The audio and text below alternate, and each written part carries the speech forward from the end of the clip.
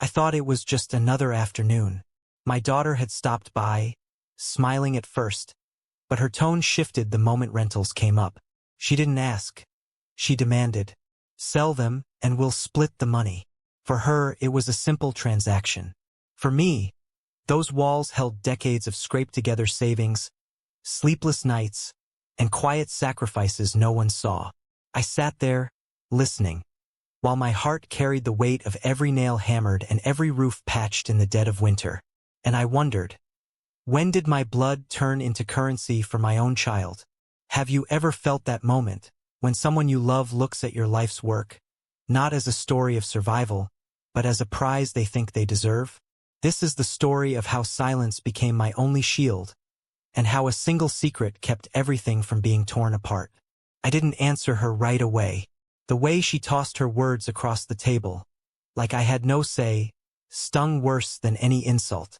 I stirred my coffee, staring at the circles it made, pretending I was thinking about something small, something ordinary. But inside, I felt the ground shift. She didn't see me as her parent anymore. She saw me as a gatekeeper to money. What she didn't know was that I'd already prepared for this day. Years earlier, when arguments over inheritance began to creep into other families I knew, I had made a quiet choice. I had spoken to a lawyer, shifted the deeds, and built a trust that would protect what I had worked for. Not because I didn't trust my children, but because I didn't trust what greed could turn them into. Reflective transition. I wonder if you've ever sensed the storm before it broke. That stillness, that pause, when you realize the next words out of someone's mouth will redraw the map of your life. She leaned forward, pressing harder, her voice sharp. "It's not fair if you keep it all. We're supposed to share." Fair. That word echoed. Did she remember the nights I worked 2 jobs while she slept safe under my roof? Did she remember how many times I patched her mistakes without judgment? I nodded slowly, but said nothing. Silence is not weakness. Silence buys time. She mistook my quiet for surrender. She thought I'd already agreed. That evening, after she left, I sat in the small office where I keep old files. I pulled out the folder with the trust documents. My lawyer had told me, "One day, this will protect you more than you realize." He was right. I read through the lines carefully, tracing the signature at the bottom, my own name written steady years ago. I had almost forgotten how deliberate I was when I signed it. Suspenseful transition. I didn't know then how quickly she would discover the truth. The calls began the following week. First polite, then impatient. "When are you listing the properties?" I told her I was still thinking. That only fed her temper. She called her brother, tried to pull him in, but he refused to take sides. I knew he didn't want to be in the middle. Each call drained me. I could feel her slipping further away, as though money had replaced love as the thread tying us together. It wasn't about shelter or security or even gratitude. It was about control. I tried to remember her as a child, the way she used to run barefoot through the grass, chasing fireflies, laughing without fear. Where had that girl gone? At what point did she decide I was an obstacle? Conversational transition. Maybe that's the hardest part, watching someone you raised rewrite their role in your life without asking if you agree. One night, she showed up at my house without calling first. She walked straight in, sat down, and began listing the value of each rental as if she were reading off a grocery list. This one could sell for this much. That one could clear this amount. She even had a calculator. I listened, not because I agreed, but because I wanted to see how far she would go. At the end, when she finally looked up, waiting for my approval, I simply said, "Those are just numbers on a page." Her face tightened. "What do you mean?" I wanted to tell her everything then, about the trust, about the safeguards, about how none of these calculations mattered because I had already made a decision she couldn't undo. But I didn't. Not yet. Some truths need the right timing. Reflective transition. It's strange how silence can protect you and hurt you at the same time. She stood up, muttered something about betrayal, and stormed out. The slam of the door rattled the picture frames on the wall. I sat in the quiet after she left, wondering if I had just lost her for good. I went back to the folder again, held the papers like they were a shield. I didn't set out to hide things from my own daughter. I only wanted to keep what I'd earned from being torn apart in arguments. But now, the trust had turned into more than a legal structure. It had become the wall between us. I lay awake that night, replaying her words. It's not fair. Maybe in her eyes it wasn't. Maybe she thought my silence meant I didn't value her. Maybe she thought I loved the houses more than her.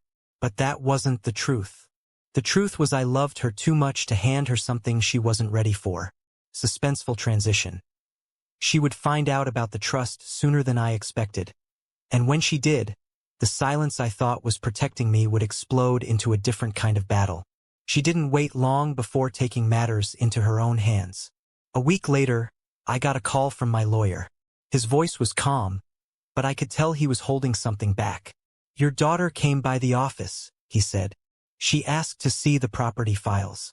Of course, I told her those documents weren't hers to access. But it won't end there. She's digging. Reflective transition. I guess I always knew that once money entered the picture, curiosity would turn into suspicion. That evening, I sat by the window with the trust papers still in my lap. I thought about how strange it felt, building something to protect your family, only for it to become the very thing that drove a wedge between you. I didn't want her to find out this way. I wanted to explain it in my own time, on my own terms. But life doesn't often give you that choice. The next morning, she came by unannounced again. This time, she wasn't angry. She was determined. She dropped a stack of printouts on the table, copies of property records she'd pulled from the county clerk's office. She tapped one page hard enough to rattle the pen holder. Why isn't your name on this deed anymore? I stayed quiet for a moment, steadying my breathing. Because it doesn't need to be, I answered. She frowned. What does that even mean? Suspenseful transition. I could see the answer forming in her eyes before I said another word. I explained the trust, slowly, carefully, like peeling back layers of a story I hadn't wanted to tell yet. I told her how it protected the rentals from disputes, how it made sure everything would be handled fairly when the time came. I reminded her of families we knew who tore themselves apart fighting over assets. Her face hardened as I spoke. So you didn't trust me. That's not it, I said, my voice low. I didn't trust what this could do to us. And look, it's already happening. She pushed back from the table. Her chair scraped across the floor, a sharp sound that cut through the room. You should have told me. Instead, you made decisions behind my back, like I don't matter. I wanted to remind her that she was my child, not my business partner, that I didn't know her every detail of every choice I made. But I stopped myself. She wasn't in a place to hear it. Conversational transition. Sometimes the hardest thing isn't defending your decision. It's realizing the other person has already decided how they'll see it, no matter what you say. For days after, her calls turned colder. She no longer asked, she demanded. Who else knows about this? Did you tell my brother? Did you cut me out completely? I answered each question with patience I barely had left. I thought back to when she was younger, when she'd call me from college, crying about rent, about relationships, about exams. I never reminded her of the sacrifices I made. I just helped her. Now those years seemed invisible to her. What she remembered was only what she thought I owed her. One evening, my neighbor knocked on my door. He said my daughter had been asking questions about me around the neighborhood, about my finances, about whether I was selling. That news hurt more than her words. It meant she didn't just doubt me. She wanted others to doubt me too. Reflective transition. That's when I realized this wasn't about houses or deeds anymore. It was about respect. I drove to the lawyer's office the next morning, sat in his chair and asked him point blank, "Did I make a mistake?" He looked me in the eye, calm as ever. "No. You protected your legacy. The problem isn't the trust. The problem is that she expected you to give without question." I carried that with me. It helped, but only a little, because at night, lying in bed, I still heard her words. You didn't trust me. Suspenseful transition. But the truth was, the real storm hadn't even started yet. She filed a petition with the court. I didn't find out until the papers arrived in my mailbox. She wanted access to the trust, to challenge it, to pull back what I had secured. My hands shook holding those documents. Not because I was afraid of losing. The law was on my side. But because it proved how far she was willing to go against me. I sat down at the kitchen table, the same table where I once helped her with homework, and stared at the petition. A daughter taking her father to court. That's something I never imagined I'd see in my life. Reflective transition. It's strange how quickly love can turn into paperwork. That night I thought about calling her. Thought about asking if this was really what she wanted. But I stopped myself. If she was willing to hand this to a judge, then my words wouldn't matter now. The trust wasn't just paper anymore. It had become the battlefield. The first court date was set within weeks. I remember holding that notice in my hands and feeling the weight of it sink into me. It wasn't the legal jargon that hurt. It was the name at the top, my daughter's, listed as the petitioner. The same name I once wrote on school forms and birthday cards. Reflective transition. It's one thing to argue across a kitchen table. It's another to see your child's name across from yours in a courtroom file. When I walked into the courthouse, everything felt colder than it should have. The walls were sterile, the chairs lined up as if waiting for people to admit to failures. She was already there with her lawyer, seated stiffly, avoiding my eyes. She didn't look like my daughter in that moment. She looked like someone who had already chosen a side. And it wasn't mine. Her lawyer did most of the talking. He framed the trust as suspicious, unnecessary, something meant to cut her out. I wanted to laugh at the absurdity, but I couldn't. Every word hit me like it was chiseling away at the years I'd given her. Suspenseful transition. I kept waiting for her to speak, to soften, to look at me and show some hesitation, but she didn't. When it was my turn, I spoke quietly but firmly. I explained that the trust wasn't a trick. It wasn't about exclusion. It was about protection from taxes, from disputes, from exactly the kind of fight we were standing in. The judge nodded, listening. My lawyer backed me with statutes and precedents, but my words were simpler. I just said, I did this because I thought it would keep my family together, not tear us apart. Her lawyer objected to the emotional appeal, but the judge let me continue. For a moment, I thought I saw her shift in her seat, uncomfortable. Maybe she remembered the years when I carried her through storms she didn't even know existed. Or maybe that was just me hoping. Conversational transition. You tell yourself a courtroom is about facts, but deep down, it's always about stories. And that day, ours were colliding. After the session, she walked out without a word. I stayed behind, gathering my papers slowly, unwilling to let the silence follow me home too quickly. My lawyer said, she doesn't have a strong case. This trust is airtight. But it wasn't the strength of the case that kept me awake at night. It was the fracture. I drove home in silence, every turn of the wheel feeling heavier. I passed the rentals on the way, the ones she wanted sold. I remembered fixing leaky roofs, painting walls, negotiating with stubborn tenants. She never saw that work. She only saw the end result, assets to be divided. Reflective transition. That's the part that stings the most, when years of effort are reduced to numbers on a page. A few days later, she called me. Not to talk, not to reconcile, but to warn me. This isn't going away, she said. Her voice was sharp, almost foreign. You can't just move things around and expect me to accept it. I wanted to remind her I wasn't the enemy, but she had already hung up. That night, I found myself going through old photo albums. Her first birthday, her graduation, vacations where she clung to my arm. I stared at those photos, trying to bridge the gap between the girl I raised and the woman who now saw me as an obstacle. Suspenseful transition. But memories don't stand up in court. Only documents do. The second hearing came, and with it, more accusations.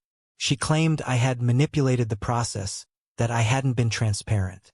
Her lawyer painted me as secretive, controlling. I clenched my jaw through it, waiting for my turn. When I finally spoke, I didn't raise my voice.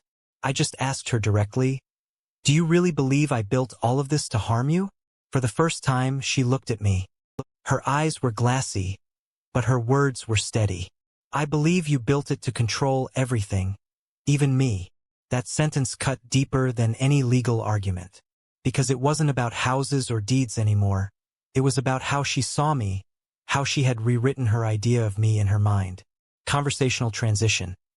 I realized then that the courtroom wasn't just about the trust. It was the stage where our unspoken resentments finally had microphones. The judge eventually paused the proceedings, urging us to consider mediation. I agreed without hesitation. I thought maybe outside the cold walls of court, she might remember who I was to her. But when we sat down in that smaller room, the air felt just as heavy. She didn't want compromise. She wanted victory. And in that moment, I saw that this wasn't just about what was written on paper. It was about pride, about feeling left out, overlooked, disregarded. Reflective transition. Pride is the one thing no lawyer can untangle. I drove home after mediation failed, the city lights blurring through my windshield. I pulled into the driveway, sat there for a long time with the engine running. I wasn't afraid of losing my properties. I wasn't afraid of the legal costs. I was afraid of losing her, of reaching a point where even if the trust survived, our bond would not. That night, I sat in the kitchen with a cup of coffee going cold, and I asked myself the question no parent ever wants to face. Was I protecting my family's future, or was I slowly losing my family in the process? Mediation was supposed to help us find middle ground, but all it did was widen the gulf. When I looked at her across that narrow table, I didn't see compromise in her face. I saw determination, almost defiance. The kind that doesn't back down, even if it means torching everything in the process. Reflective transition. Parents spend years teaching their children to be strong, but no one warns you what it feels like when that strength turns against you. The mediator tried gentle language, speaking about interests and common goals, but nothing landed. She insisted I sell the rentals, split the money, and close the trust. I explained, again, that the trust wasn't about shutting her out but about preserving what I had worked for. I thought maybe reason would soften her. Instead, she folded her arms, stared at the mediator and said, "I don't trust him. Not anymore." Those words cut deeper than the lawsuit itself. They weren't legal arguments. They were wounds. Suspenseful transition. And once trust is gone, no document in the world can replace it. After that meeting, we hardly spoke outside of hearings. She stopped calling. The silence in my house grew louder.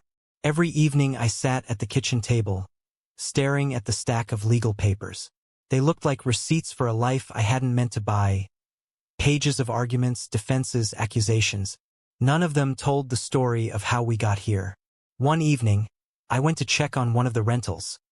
A two-story place I had poured months of sweat into fixing years ago. The tenants waved when I pulled in, thanking me for repairing the old water heater the week before. Their kids ran through the yard, chasing each other. I stood there for a while, leaning on my car, realizing that these places weren't just assets. They were homes. They carried pieces of me. And yet my daughter saw them as bargaining chips. Conversational transition. That was the part one couldn't explain to her. These properties weren't just numbers. They were chapters of my life. The next court date came quickly. This time, her lawyer pushed harder, trying to frame my decision as a deliberate attempt to freeze her out. He used words like manipulation and control. I kept my calm, but inside I was burning. It wasn't control. It was survival. I'd grown up watching people lose everything because they hadn't protected what little they had. I swore I wouldn't let that happen to me. When it was my turn, I spoke directly to the judge. I moved the deeds into a trust because I wanted to make sure nothing was lost to taxes, creditors, or squabbles. I wasn't hiding from her. I was trying to leave her something secure. I glanced at my daughter as I said it. She didn't flinch. Her lawyer leaned in, whispered something to her, and she nodded. That nod, small, almost unnoticeable, felt like a wall being built higher between us. Reflective transition. Sometimes you realize in the middle of a fight that you're not arguing about the surface issue anymore. You're arguing about every unspoken moment that came before it. Driving home, I couldn't shake the memory of when she first asked me to sell the rentals. We had been in the kitchen, just the two of us. She had said it like it was simple, like it was just numbers on a sheet. I had tried to explain why I couldn't, why it didn't feel right. That conversation had been the crack that widened into the chasm we were standing in now. Late that night, I found myself drafting a letter. Not to her lawyer, not to the court, but to her. I wrote about the day she was born, how scared and proud I was. I wrote about patching roofs in the summer heat, hoping to keep those rentals afloat, believing someday they'd be part of her security. I wrote about the trust, not in legal terms, but in the language of a father who wanted to leave behind more than just money. Suspenseful transition, but I never sent it. Because deep down, I knew words might not reach her anymore. The next week, my lawyer told me her side was pushing for discovery. Digging through bank statements, property records, anything to prove I had acted in bad faith. It wasn't just a case now. It was an excavation of my life. Every check I had written, every tenant I had helped, every late-night repair, all of it turned into evidence. It made me feel exposed, but more than that, it made me wonder. Was she hoping to find something that would justify her anger? Or had she already decided I was guilty in her eyes, and this was just a way to make it official? Conversational transition. That's when I realized this wasn't about property anymore. It was about identity, who I was as a father, who she thought I had become. I spent long nights at the dining room table, papers spread around me, trying to put my life into order. My lawyer said we were strong, but it didn't feel like strength. It felt like standing on a battlefield where no matter who won, something vital would be lost. And yet, in the quiet hours, I still hoped. I hoped that one day, she would look past the papers, the courtrooms, the accusations, and see me again. Not as an opponent, not as a controller, but as the man who once carried her on his shoulders and promised her the world. Reflective transition. But hope is fragile when it's only being held by one hand. The discovery process was supposed to be routine, but nothing about it felt routine to me. It was like opening every drawer of my life and letting strangers rummage through it, searching for flaws. Bank statements, rental ledgers, tax filings, even old letters tucked inside folders.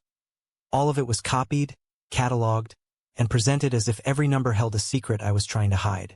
Reflective transition. It's a strange thing, realizing that your life on paper doesn't show the sweat, the nights you stayed up worrying, or the reasons behind your choices. It only shows transactions. Her lawyer combed through every detail, circling deposits, questioning withdrawals. Where did this cash go? Why was this property repair listed as personal? I sat there with my attorney, answering one line after another. Most of it was simple, boring even, but the tone they carried made it sound like every check I wrote was a crime. I wanted to look at her to see if she believed any of it, but she kept her gaze forward, her face unreadable. That, more than the questions, made the room colder. Suspenseful transition. Because if she believed their story over mine, then I wasn't just fighting her lawyer. I was fighting my own blood. After the session, I drove home and sat in the car for a long time. I didn't even turn off the engine at first. I just stared at the steering wheel, replaying the way her lawyer had spoken about me. Like I was a stranger, like I was someone who couldn't be trusted. And the worst part? She didn't argue otherwise. That silence from her, it was louder than any accusation. Conversational transition. And you start to ask yourself, how did we get from kitchen table talks about her college classes to this? The paperwork kept coming. Subpoenas, requests, interrogatories. My lawyer explained it was standard procedure, but it didn't feel standard. It felt invasive. They even asked for receipts from 10 years ago. Repairs I had paid for in cash, supplies I picked up from hardware stores. Who keeps records like that for a decade? I dug through boxes in the garage, sifting through yellowed papers and faded receipts. I found some, not all. Each missing slip felt like an accusation waiting to happen. By the end of the week, my house looked less like a home and more like an archive. Reflective transition. There's a kind of exhaustion that doesn't come from work or age. It comes from being questioned about your own honesty, day after day. One night, I remembered something small. The time she had called me years ago, panicked about her car breaking down. I left work early, drove across town, and sat with her on the side of the road until the tow truck came. She had thanked me back then, hugged me like she couldn't believe I had dropped everything for her. I held on to that memory for a while, wondering if she remembered it too, or if the court filings had erased moments like that from her mind. Suspenseful transition. Because in the courtroom, those memories don't exist. Only documents do. The next hearing was worse. They presented a timeline of my financial history, pointing out what they called inconsistencies. I explained each one, calmly, but the way her lawyer twisted my answers made me sound defensive. They were painting a picture, not of who I was, but of who they wanted me to be. At one point, he said, "Isn't it true that moving these properties into a trust allowed you to maintain control while preventing your daughter from accessing her rightful share?" I wanted to shout, but instead, I said, "No, it allowed me to protect her future." There's a difference. I don't know if the judge believed me. I don't even know if she believed me. But in that moment, I realized the trial wasn't about truth anymore. It was about which story sounded stronger. Conversational transition. And that's the hardest part. When your life turns into a story told by someone else, and you don't recognize yourself in it. Afterward, I sat with my lawyer in the hallway. He said we were still in good standing, that the judge hadn't ruled yet, that the evidence was on our side. But I couldn't shake the feeling that even if I won legally, I was losing something I couldn't replace. The bond, the trust, the connection we once had. Reflective transition. Winning a case doesn't mend the silence at the dinner table. Back at home, I tried to write again. Letters to her I never sent. Words she might never read. I wrote about the summers we painted fences together, the nights I stayed up helping her study, the way I saved for years so she wouldn't have to worry about loans. I wanted to remind her that I hadn't built my life around keeping her out. I had built it around making sure she had a way in. But letters can't cross certain divides. Not when lawyers are standing in between. The weeks blurred together after that. More hearings, more paperwork. Each one drained me a little further. Friends asked how things were going, and I lied. I said it was under control, that things were moving along. But inside, I was carrying a weight heavier than I could describe. Suspenseful transition. Because every time the phone rang, I didn't know if it was news about the case, or another reminder of how far apart we had grown.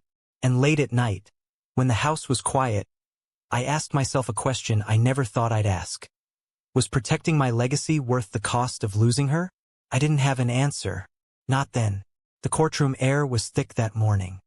The benches filled quickly, not with strangers, but with familiar faces, neighbors, old friends, even distant relatives who had heard whispers about the trial. It wasn't just a legal battle anymore. It had become a spectacle. Reflective transition. I never thought my family's private conflict would turn into something others watched like theater. But there I was, center stage whether I wanted it or not. Her lawyer started strong, stacking exhibits on the desk like ammunition.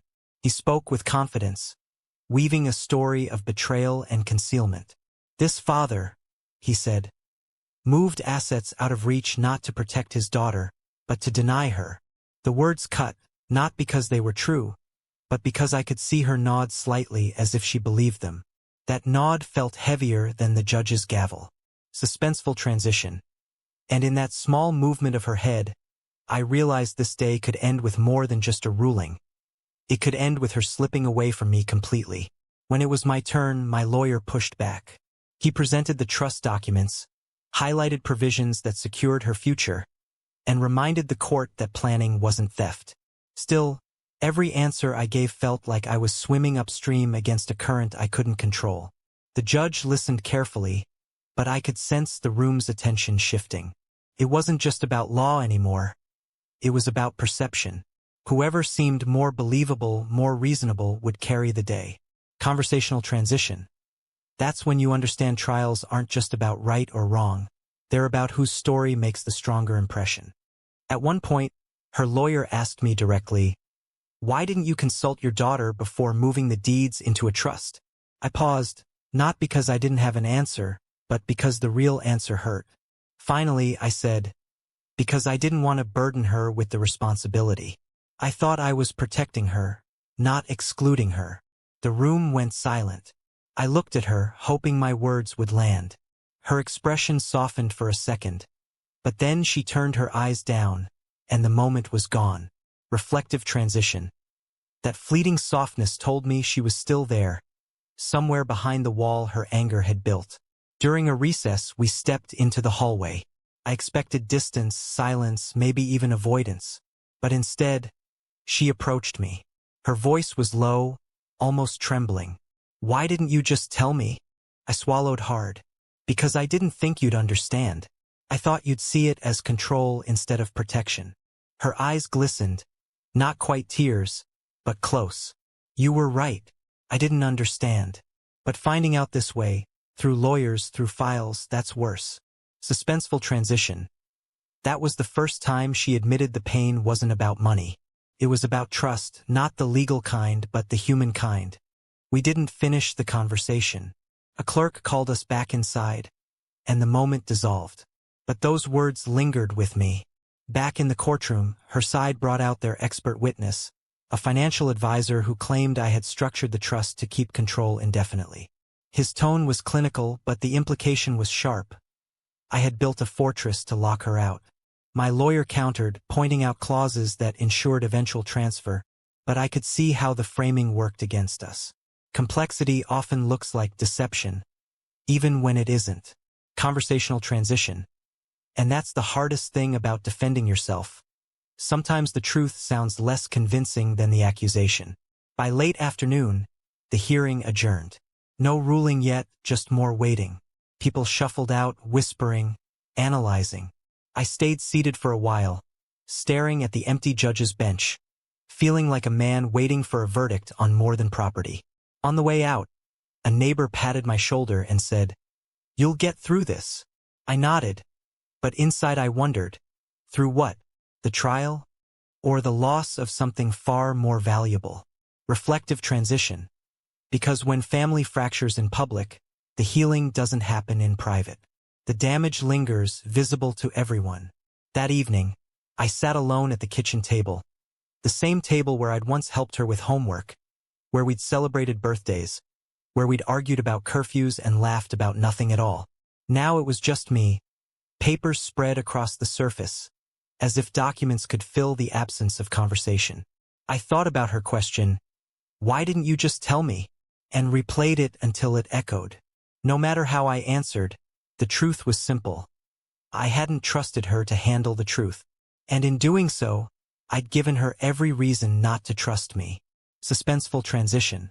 And that realization hurt more than any accusation in court, because it came from me, not from them. I poured myself a glass of water, sat back, and let the silence settle.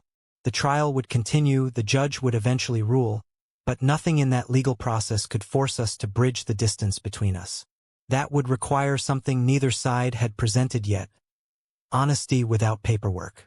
I didn't know if we'd ever get there, but for the first time in weeks, I admitted to myself that I wanted to try, not just to win but to repair. The week after the hearing was a blur of phone calls and second-guessing. My lawyer wanted to prepare me for the next round, but I kept drifting back to the hallway conversation with my daughter. Her words stayed sharper in my memory than anything said in court. Reflective transition. It struck me that while the legal battle had its own rules and procedures, the deeper conflict between us didn't follow any structure at all. I tried calling her twice. Both times, the calls went unanswered. I left one voicemail short, direct. "I don't want this to be the way we talk. Please, let's sit down." She never returned it. The silence stung more than raised voices ever had. At least anger meant engagement. Silence meant absence. Suspenseful transition. And in that quiet, I began to wonder if the courtroom was becoming the only place left where we could still face each other. The next pretrial conference came quickly. She sat across the room, scrolling through her phone while the attorney spoke. Every so often, she'd glance up, but never at me. It was like I was no longer part of her private world, just another name on a file. I found myself studying her in small ways. How she crossed her arms, how her foot tapped when the discussion dragged. Ordinary gestures, yet they felt foreign, as if I was learning about a stranger instead of recognizing my own child. Conversational transition. That's the strange part of family estrangement. You notice the little things more, because the big things have already broken. The judge urged both parties to consider mediation. My lawyer thought it was worth a try. Hers seemed less interested. I wanted it, though. Not for the legal efficiency, but because maybe, just maybe, it would get us into a room without a crowd. The mediation was scheduled for the following week. When the day came, the mediator greeted us politely and laid out the rules. Neutrality, confidentiality, respect. Simple words, but harder in practice than anyone admits. We sat at a long table. She wouldn't meet my eyes. The mediator asked her lawyer to begin, and once again the narrative unfolded. A daughter denied her rights, a father hiding assets. Each phrase felt like another stone stacked against me. Then it was my turn. I didn't lean on my lawyer this time. I leaned forward and spoke directly. This was never about denying you. It was about protecting the future. The trust isn't a wall, it's a safety net. I just didn't explain it well, and for that, I'm sorry. For a flicker of a second, I thought she might respond. Her lips parted slightly. Her fingers tightened on the pen in front of her. But instead, she leaned back and let her lawyer reply. Suspenseful transition. And in that silence, I realized an apology alone wouldn't undo months of suspicion. The mediator suggested a break. We stepped out into the hall. I walked over, careful not to crowd her. Please, I said quietly, tell me what you want. Not what they're telling you, but what you want. She looked at me finally. I want to believe you, but I can't, not after finding out this way. Her honesty was brutal, but it was real. More real than anything we'd said inside that room. Reflective transition. It hit me then that rebuilding trust wasn't about documents or deeds. It was about showing up over and over until belief could take root again. We went back inside, but the session ended without resolution. Too many legal details, too much history weighing down every attempt to compromise. The mediator thanked us, but the rift remained. That evening, I drove home with the radio off. The silence in the car matched the silence between us. I thought about how much of my life I had spent trying to shield her from hardship, only to realize now that my shield had become a barrier. Conversational transition. It's strange how the same action can look like care from one angle and control from another. At home, I opened the trust folder again, reading the clauses I'd once been proud of drafting. Now they looked cold, almost sterile, compared to the warmth of the daughter I was trying to reach. I poured myself coffee and sat at the kitchen table, the one that had witnessed so many family milestones. The papers spread out in front of me didn't tell the story I wanted her to remember. They spoke of caution, of control, of strategies she'd never asked for. Suspenseful transition. And I wondered, if she never forgave me, would these documents become the only legacy she recognized? Late that night, I drafted a letter. Not a legal one, but a personal one. I wrote about why I set up the trust, the fears that drove me, the hopes I carried. I wrote about her childhood, the promises I made to myself to always keep her safe. I wrote the words I couldn't say in a courtroom without sounding defensive. When I sealed the envelope, I didn't know if she'd read it, but I knew I had to try. Reflective transition. Because sometimes, reaching across a divide isn't about winning an argument. It's about leaving a door open, even if you're not sure they'll walk through. I mailed the letter the next morning. As soon as I dropped it into the box, a wave of doubt crept in. What if she tore it up without reading? What if the words, which felt so careful and honest on the page, only reopened the wound? Reflective transition. That's the thing about trying to mend something fragile. You don't know if your effort is going to heal the crack or just make it split wider. Days passed without a response. Each time the phone buzzed, I felt a flash of hope, only to find it was a robocall or a friend checking in. I pretended to my lawyer that I was only focused on the next filing deadline, but inside, I was waiting for her. Then, on the 5th day, an envelope arrived in my mailbox. Her handwriting. My pulse quickened. I didn't even wait to get inside the house. I tore it open right there, standing in the late afternoon light. Her letter was short, barely a page. She wrote that she had read mine twice. She admitted she didn't know if she believed every word, but she could tell it was written from the heart. She said she needed time, and she asked me not to contact her directly for a while. "If you respect me," she wrote, "give me space." Suspenseful transition. Reading that line, I realized her silence hadn't been about indifference. It was about boundaries, ones I had to decide whether I could live with. Giving space sounded simple, but in practice it felt like walking on a tightrope. Every instinct pushed me to call, to explain further, to reassure her. Instead, I forced myself to step back. I communicated through the lawyers only when necessary, though each sterile email felt like another reminder of the distance between us. One evening, my sister called. She had heard bits of the conflict through family whispers.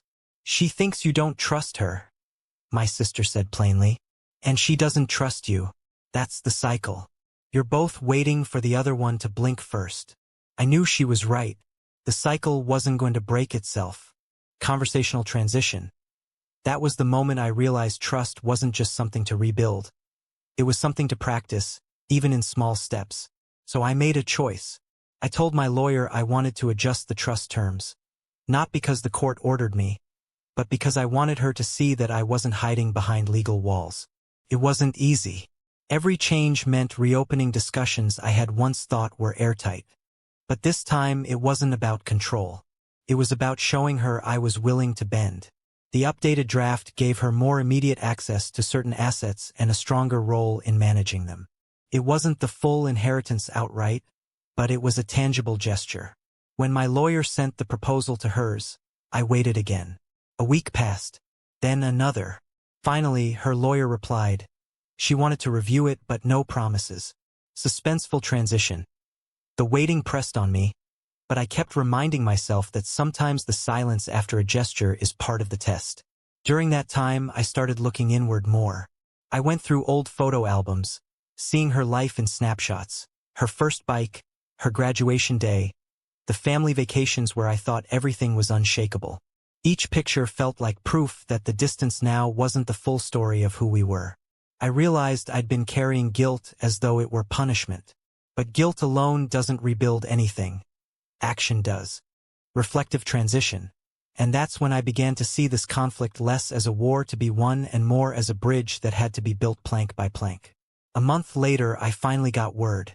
She wanted to meet. Not in court, not with lawyers, but at a cafe halfway between our neighborhoods. The day of the meeting, I arrived early. I sat near the window, hands folded on the table, trying to keep steady. When she walked in, she looked cautious but not closed off. She sat across from me, and for the first time in months, it wasn't through an attorney or mediator. We ordered coffee. The silence stretched, not hostile but heavy. Finally, she spoke. "I got your letter, and the changes. I know that wasn't easy for you." "I meant it," I said quietly. "It's not perfect, but it's a start." She nodded. "I still don't know if I can trust you completely, but I don't want us to only see each other in court." Her words loosened something in my chest. It wasn't forgiveness. It wasn't reconciliation, but it was the first real step toward it. Suspenseful transition. Sitting there, I realized the fight that began over money had never been about money at all. It was about recognition, respect, and the fear of being shut out. We talked for an hour. Some moments were awkward, others almost natural. She didn't promise to drop the case, and I didn't ask her to. But when we left the cafe, we hugged briefly. It was stiff, but it was real. That night, I went home and slept better than I had in months. Not because the battle was over, but because I finally believed it didn't have to define us forever. Reflective transition. And in that fragile hope, I understood that the hardest part of repairing family isn't the legal paperwork. It's finding the courage to keep showing up, even when you're not sure how it will end. After the cafe meeting, I walked home lighter, though I knew better than to mistake that moment for resolution. A single conversation couldn't erase months of distrust, but it cracked the door open. Still, I kept asking myself whether that opening would lead to reconciliation, or just another round of disappointment. Reflective transition. Sometimes the hardest part of family conflict isn't the shouting or the silence. It's the fragile in-between, where you don't know if you're healing or simply postponing the next fracture. In the weeks that followed, we didn't meet again face to face. Instead, her lawyer and mine exchanged updates, small adjustments, cautious questions, and the occasional request for clarification. It wasn't warm, but it wasn't hostile either. For the first time in a long while, the tone shifted from battle to negotiation. I found myself watching the mailbox again, not with dread but with anticipation. Every letter, every draft revision, carried the potential for progress. It felt almost like passing notes back and forth, though through professionals. Impersonal yet somehow safer. Then came the surprise. Her lawyer proposed mediation, not as a mandatory step but as a voluntary one. That single word, voluntary, hit me harder than I expected. It meant she wasn't being forced. She was choosing to try. Suspenseful transition. The invitation raised a question I couldn't ignore. If she was willing to meet in that structured space, was I strong enough to face everything laid bare without retreating behind paperwork? I agreed. The date was set for early the next month.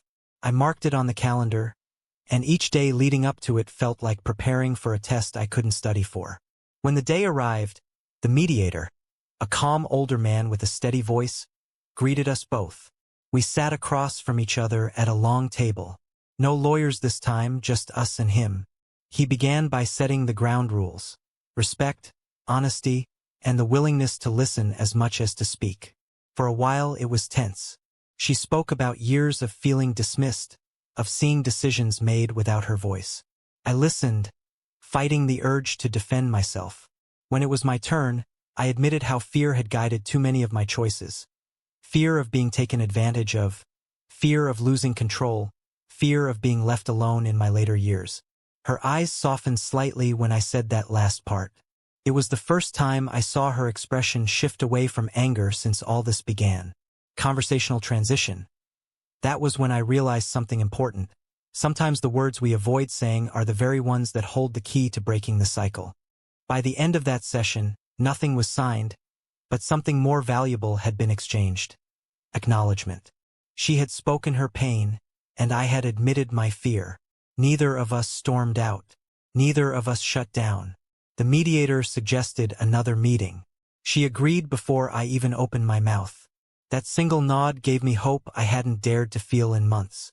Over the next few sessions, we found a rhythm. Some days were harder than others. Old wounds flared, and harsh words slipped out. But unlike before, those moments didn't end the conversation. They became part of it. Suspenseful transition. Yet even in that slow progress, a question gnawed at me. Could trust ever be fully rebuilt, or was this simply a truce dressed up as healing? One afternoon, after a particularly tough session, she lingered behind while the mediator packed up his notes. "I'm not saying I forgive you," she told me quietly, "but I don't want to keep fighting forever either." I nodded. Neither do I. That night, I thought back to the moment months ago when she had called the police on me, convinced I was trying to push her out of what was rightfully hers. The memory still stung, but now it felt like part of a longer story, not the ending. Reflective transition. And in that realization, I began to understand that dignity in conflict doesn't come from winning. It comes from refusing to let bitterness become the only language spoken. We kept working. Slowly, the paperwork started to reflect the changes we had agreed upon. She gained more say in decisions. I let go of clauses that had been rooted more in paranoia than necessity. Each draft felt less like a weapon and more like a bridge. For the first time, I felt she was beginning to see me not as an enemy but as a parent again. Not entirely, not consistently, but enough to glimpse the possibility of something better. And perhaps the biggest shift came not on paper, but in a simple gesture. After one mediation, she asked if I wanted to walk with her to her car. We didn't talk about the case. We just walked. When we reached the parking lot, she turned and said, "See you next week." No bitterness. No edge. Just plain words. Suspenseful transition. It was in that ordinary moment that I felt the extraordinary weight of change. The realization that healing isn't always dramatic. Sometimes it's found in the smallest exchanges. I went home that evening and sat quietly in the living room. For the first time in months, I didn't feel the need to rehearse arguments or prepare defenses. Instead, I allowed myself to sit with the possibility that the storm, while not over, was finally beginning to break. The mediation sessions had begun to change the air between us, but it wasn't until the court date was scheduled that I realized just how much weight still hung in the balance. For months, we had sat in small rooms, trading words through a third party, shaping drafts that felt almost human. But the courtroom was different. It wasn't just another meeting. It was a stage where everything would be tested under oath, with no space for hesitation. Reflective transition. I kept asking myself, was this the moment where our fragile progress would crumble, or the place where dignity would finally be restored? On the morning of the hearing, I sat in my lawyer's office before we left.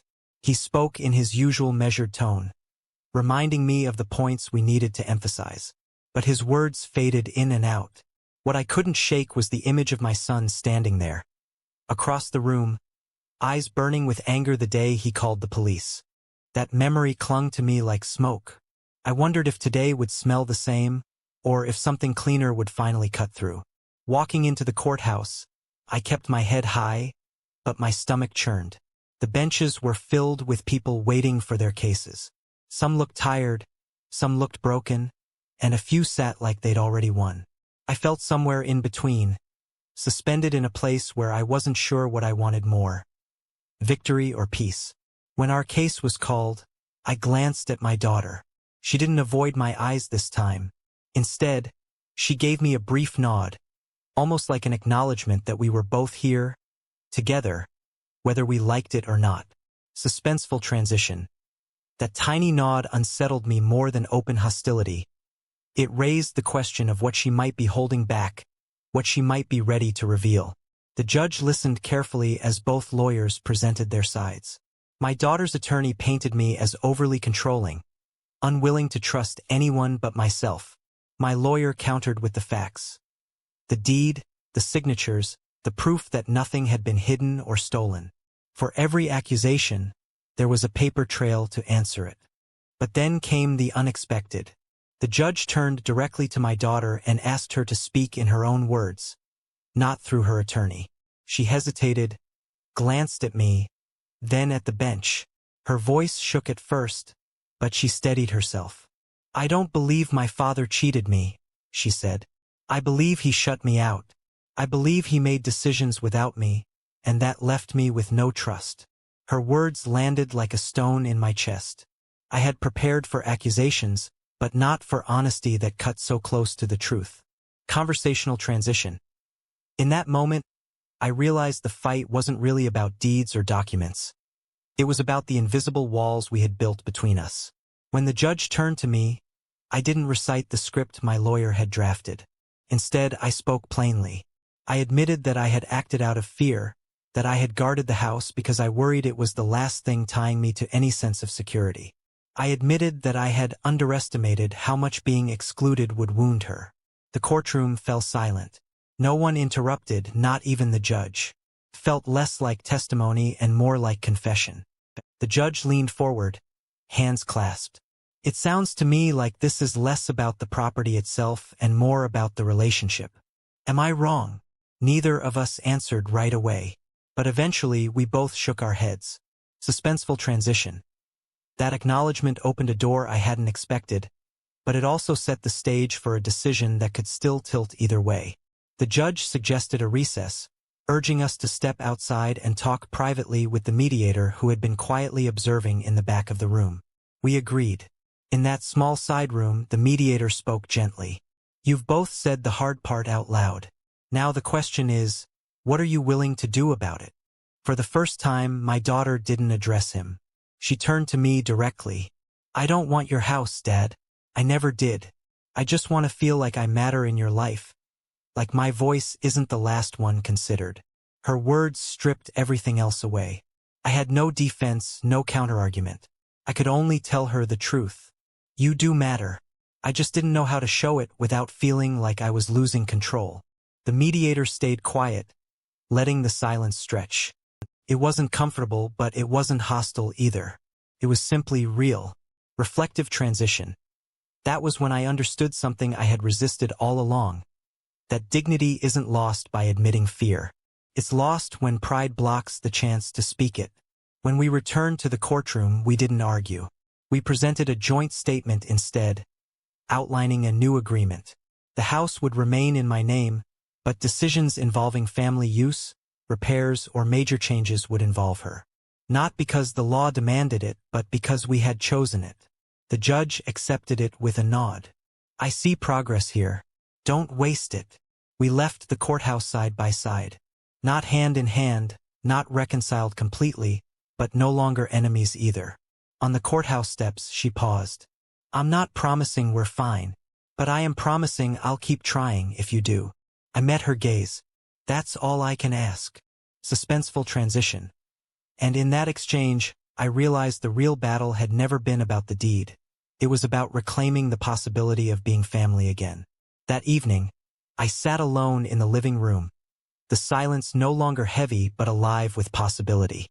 For the first time in months, I felt not just like a man defending his rights, but like a father daring to hope.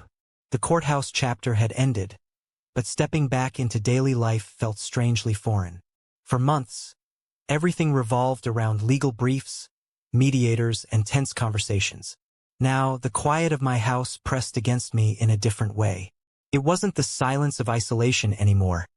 It was the silence of possibility, of asking, what now? Reflective transition. The judge's words still echoed, don't waste it. That warning lingered like a weight on my shoulders. A reminder that the paperwork might be signed, but the harder task was still ahead. My daughter called me a few days later. Her voice was steady, almost businesslike, as she asked if I'd be willing to have dinner with her. Just us, she said. I agreed before I could think too much about it. When I arrived at the restaurant, she was already there, sitting near the window. She looked composed, but her hands kept fiddling with the napkin. I realized then that this wasn't easy for her either. We ordered, exchanged a few polite words, but the real conversation didn't start until the plates were in front of us. She set her fork down and looked at me squarely. I don't know how to talk to you without it turning into a fight, she admitted. Suspenseful transition. The vulnerability in her voice unsettled me. It hinted that this dinner could go either way, a fragile bridge or another collapse. I told her the truth. I don't know either, but I don't want every talk to feel like a battle. Her expression softened, just slightly. For the next hour, we didn't argue. We didn't solve years of mistrust either. But we shared small things. How work had been for her. The repairs I'd been tackling at the house. Memories of her mother that slipped in when we weren't trying to hold them back. Leaving that restaurant, I felt something I hadn't in years. A thin thread of hope. Conversational transition. Still, I knew one dinner wouldn't erase the years of silence, and I wasn't naive enough to think trust could be rebuilt overnight. Weeks passed, and we started speaking more regularly. Short calls, updates, questions about bills or repairs. But beneath those surface talks, I could sense the unspoken tension, like we were circling around the deeper wounds, testing the ground before stepping fully onto it. One evening, she stopped by the house unexpectedly. She looked around the living room with a faint smile. It still smells the same, she said almost wistfully. I offered her tea and she accepted. We sat in the same chairs where so many arguments had begun. Only this time there was no shouting. She asked about the trust, not with suspicion but curiosity. I explained why I had structured it the way I did, that it wasn't about excluding her, but about protecting something I feared could vanish too quickly if handled carelessly. She listened. For once, she didn't interrupt. Reflective transition. In her silence, I realized she wasn't just hearing my words. She was measuring whether my honesty could outweigh her memories of betrayal. She finally spoke. I think I understand more now, but I need you to understand how it felt. Like you decided I wasn't worthy of standing beside you. Her words stung not because they were harsh but because they were true. I apologized, not in vague terms but directly. I should have trusted you with the truth, even if I was scared. That was my failure. Suspenseful transition. The air between us shifted again, and I couldn't tell if it was softening or hardening, only that it was charged with something real. We sat for a long time without speaking, sipping tea as the house creaked in the night. Finally, she broke the silence. Maybe we can't change the past, but I don't want us to keep repeating it. It wasn't reconciliation, not fully, but it was the first step toward it. The next day, I found myself walking through the backyard, the late afternoon sun casting long shadows across the grass. I thought about the generations that had lived under this roof, about the memories tucked into every corner of the property. It struck me that the real inheritance wasn't the house or the deeds. It was the chance to pass on something more enduring. The willingness to keep trying, even when trust had been broken. Conversational transition. And that thought pushed me to consider whether I could give her something more valuable than control over papers. I could give her the truth of my own regrets before time ran out. That weekend, I invited her over again. This time, I opened the old chest in the attic, the one filled with letters, photographs, and keepsakes from her mother. I hadn't touched it in years. Together, we sat on the floor, sifting through the fragments of our shared history. She cried at some, laughed at others. I did too. For once, we weren't father and daughter locked in opposition. We were two people remembering someone we both loved. Reflective transition. That night, I understood something the courtroom couldn't teach. Reconciliation doesn't come from legal agreements but from shared humanity. When she left, she hugged me. It wasn't tight or long, but it was real. And as the door closed behind her, I realized the battle over the house had never been about walls or titles.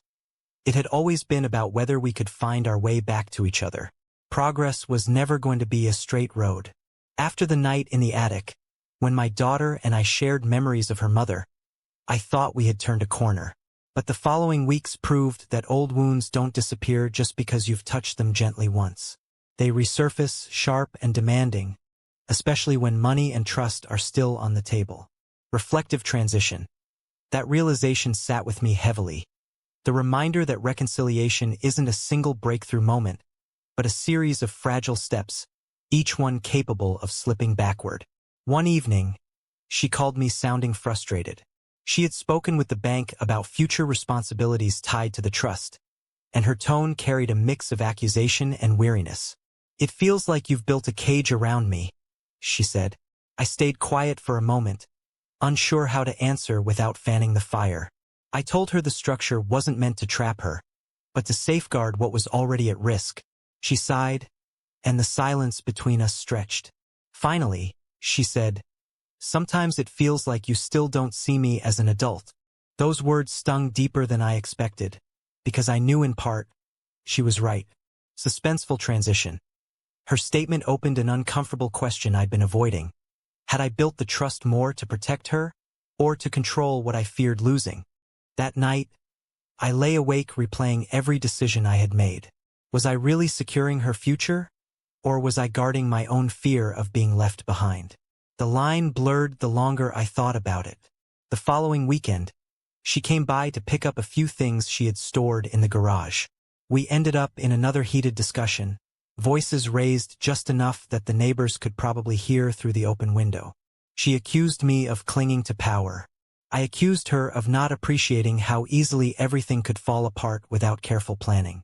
It was a stalemate, both of us standing there with arms crossed, staring at the same floorboards but not really seeing each other. Conversational transition. That fight stayed with me not just because of the words we exchanged, but because it proved how quickly progress can unravel if you're not careful. I decided to step back. Instead of defending my choices, I asked her if she would sit down with the lawyer who had drafted the trust. Not to change her mind, but to hear the reasoning explained by someone other than me. She agreed, reluctantly, and the following week we sat together in the lawyer's office. The lawyer went through the details patiently, explaining how the trust wasn't a prison, but a framework meant to ensure long-term stability. My daughter listened, asked pointed questions, and though she didn't nod in agreement, I noticed her shoulders slowly relax. Afterward, we walked out into the parking lot together. She looked at me and said, "I don't like it all, but I think I understand better now." It wasn't approval, but it was less anger than before. Reflective transition. For the first time, I realized that understanding might be enough for now. Maybe we didn't need total agreement to move forward, only enough clarity to lower the walls between us. That night, I found myself pulling out an old notebook where I had once jotted down thoughts I never said aloud. Reading through those pages, I saw how many of my fears had been left unspoken, how often I had chosen silence instead of explanation. It struck me that secrecy had fueled much of the distance between us. So I made a choice. I called her and asked if she would come over, not to argue, not to revisit the trust, but to read some of what I had written. She hesitated, but she came. We sat at the kitchen table as I read aloud passages about my fears after her mother passed, about the loneliness that grew when I felt she pulled away, about how I had convinced myself that control was the only way to keep something steady in my hands. She didn't say much while I read.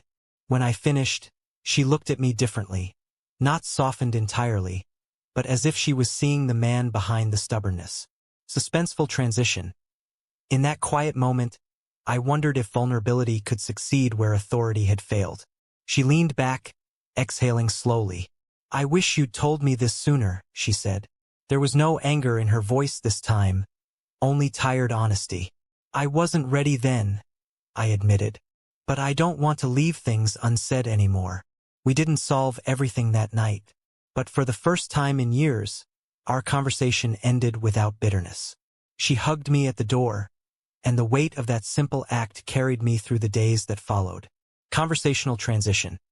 Still, the reality remained. We were navigating something messy, and one good evening didn't guarantee the next one wouldn't unravel. Weeks later, during another visit, we found ourselves laughing at a story from her childhood. The kind of story we had avoided for years because it brought up too many conflicting emotions. This time, it felt lighter, as though some invisible barrier had lifted. As she prepared to leave, she turned back and said, "I'm not promising I won't get angry again, but I want us to keep trying." Her words stayed with me. Maybe that was all reconciliation really was, not a perfect finish line, but a commitment to keep showing up, even when the past tried to pull us back.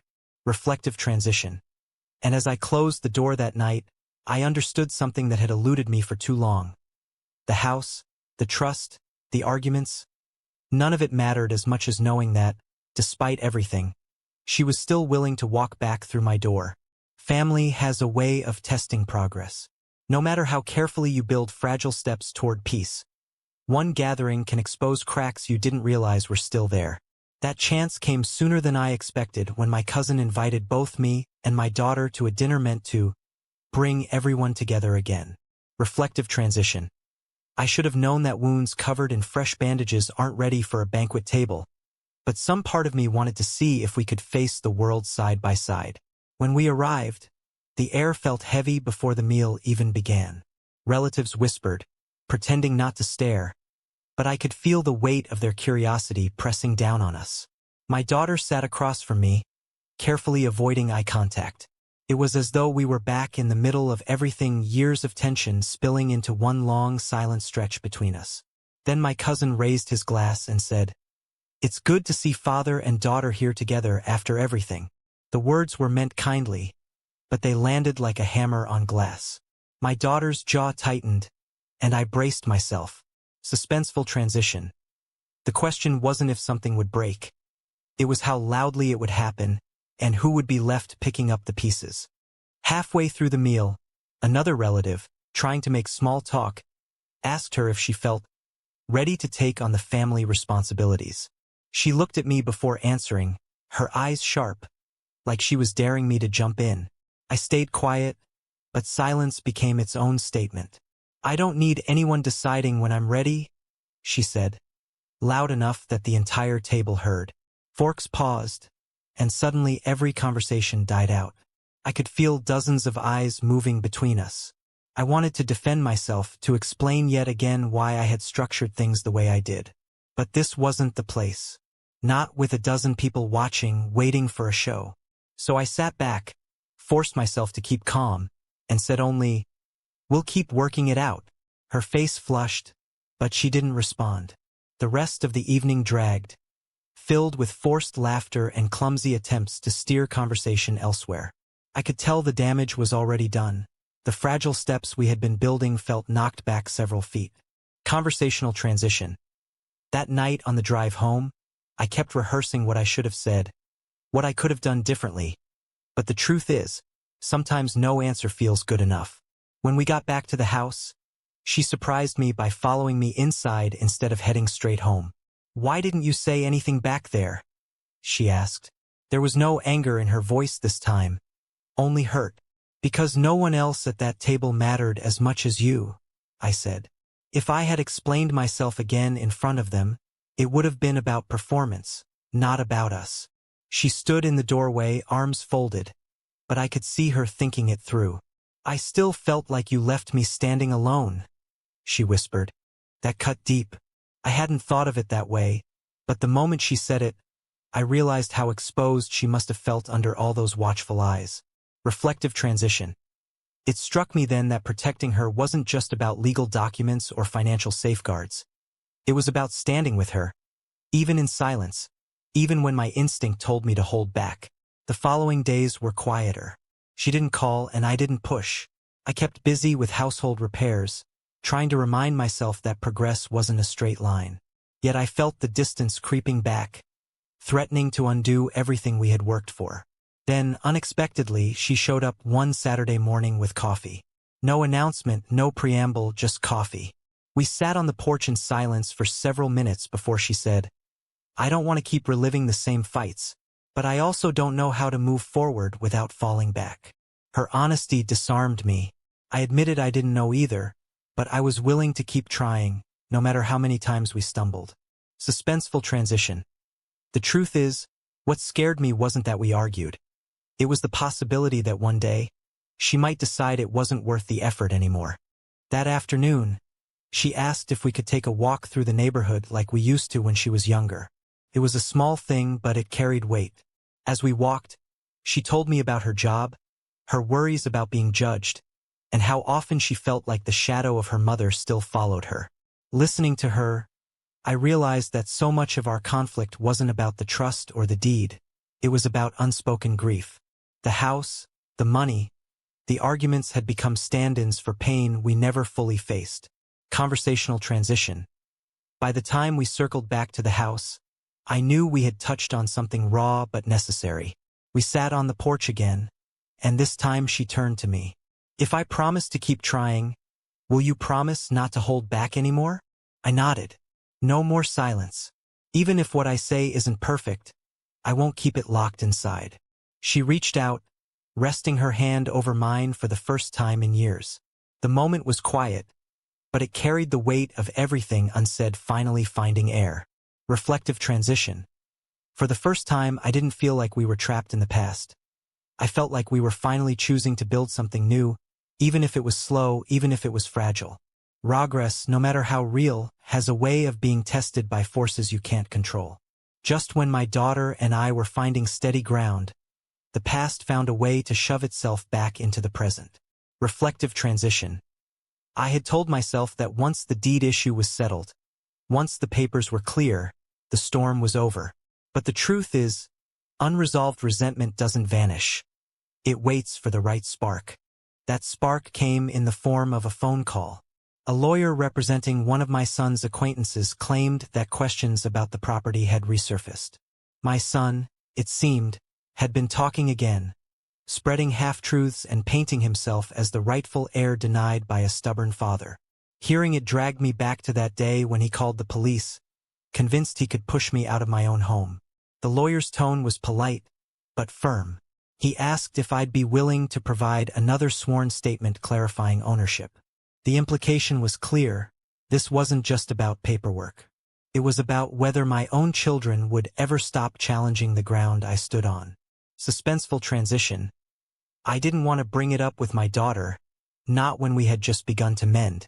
But secrets don't stay quiet for long, especially in families like ours. When she arrived that weekend with groceries, I tried to act normal. She noticed instantly. "What happened?" she asked, narrowing her eyes the way she always did when she knew I was hiding something. I handed her the letter. She read it silently, lips tightening with every line. "So he's still at it," she said finally. I nodded. "He won't let it go. And I don't know how much longer I can keep fighting battles I thought were finished." Her reaction surprised me. Instead of anger, I saw determination. Then let's face it head on.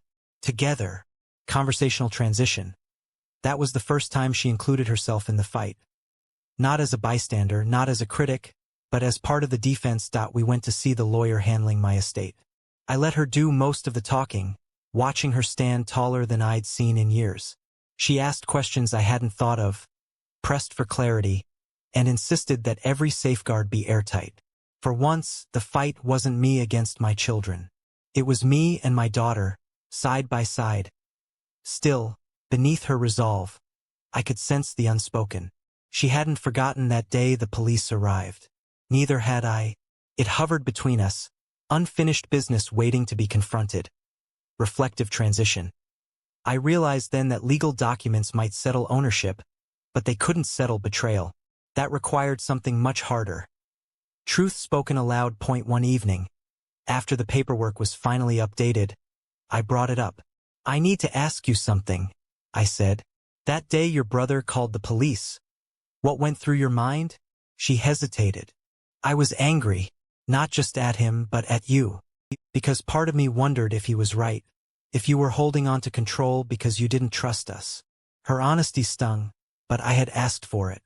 I took a breath and told her what I hadn't admitted to anyone else. It wasn't about control. It was about fear. Fear that if I stepped aside, everything I built would be torn apart. Fear that my own children would see me as disposable. The silence that followed was heavy, but not hostile. She leaned forward, elbows on her knees. You never said that before. All I saw was you locking doors tighter. I didn't know it came from fear. Suspenseful transition.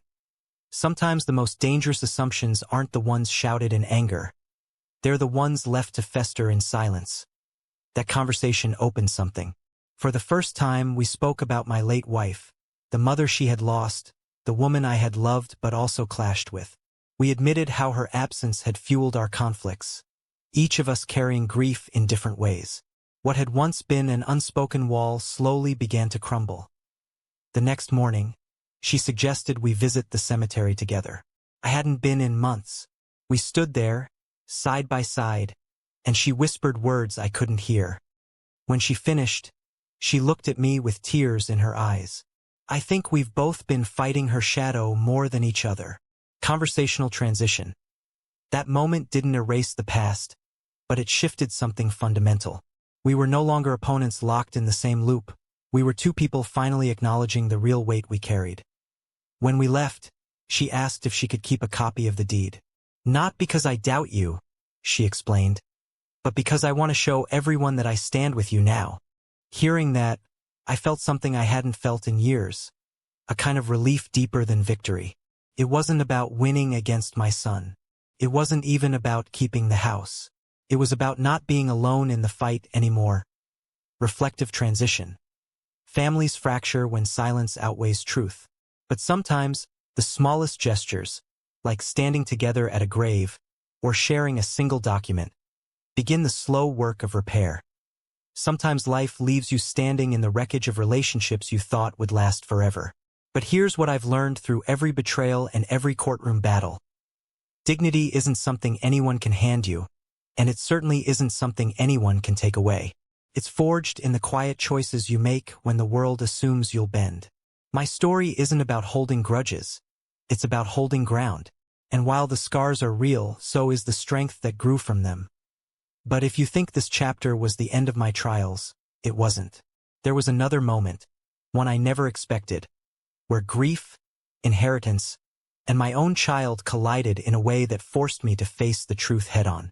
If you've ever wondered what happens when the lines between love, loss, and entitlement blur, then what unfolded next will make you pause. Let's step into that story together.